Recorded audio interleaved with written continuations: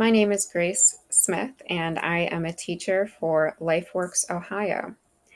My first memory of the Lifeworks Choose Life program was when I was in the sixth grade, and I attended the awards ceremony for having my essay chosen in the annual art and essay contest. I had written a two-page essay about the value of every life and ended up talking about my brother. My family had just adopted him the year before. And the thing that stood out to me about the ceremony at such a young age was the celebration.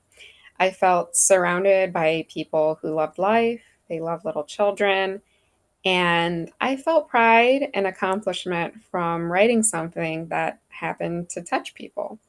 My brother Albert had that effect. His life touched and moved so many people. So, with just a few words, I had the opportunity given to me by Lifeworks uh, to see my words make an impact. Decades later, I became an instructor for the organization itself. So, that tells you they've been doing this for a while. I teach junior high students now at many different Catholic schools throughout Northeast Ohio. And you remember that brother I talked about? We grew up together. We had an incredible bond. I loved that boy beyond words. He was everything to me. I knew what gift was because he came into my life. He passed away last year, 3 months before his 21st birthday, but his gift continues.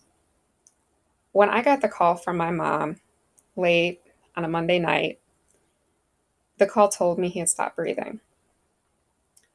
I raced to the emergency room, but he had peacefully passed.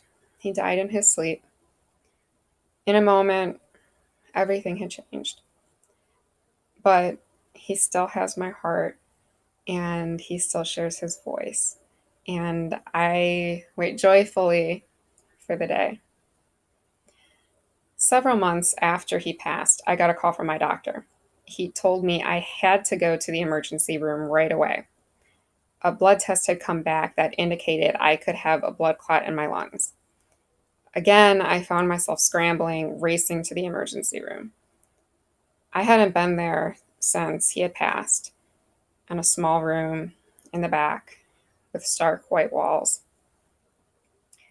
While I'm waiting there in the emergency room, I accidentally find myself overhearing this conversation going on behind me.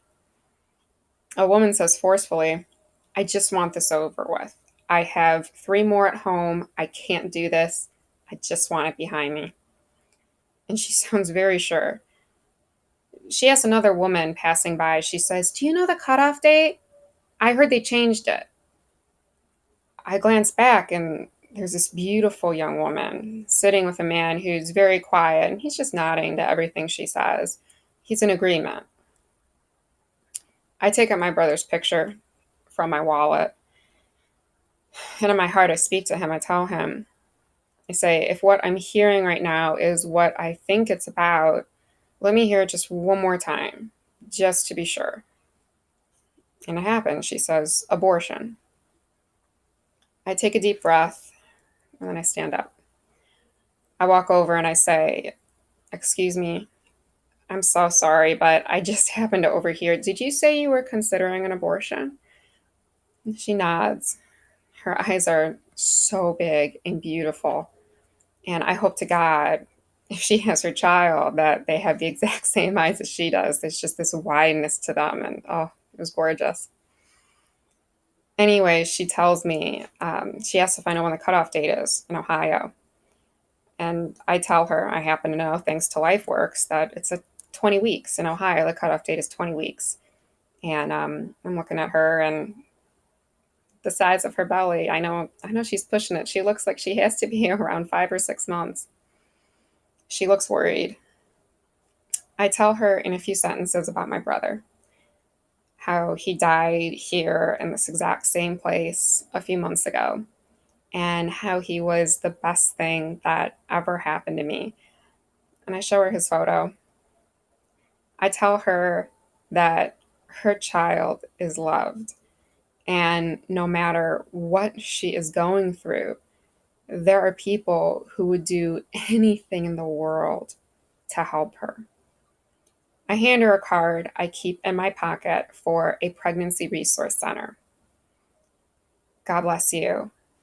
God bless your child. That was it. I walked back to my seat. She had looked hopeful and relieved. The man had looked furious. He couldn't even look at me. I heard her tell him as I'm walking away, she is right. That was so sweet. You know she is right. I overheard a fight ensued. I know she got up and she angrily walked to the nurse. But I saw her put that card in her wallet, and all I could do was pray. I don't know what she chose that day. All I know is God put me in that place.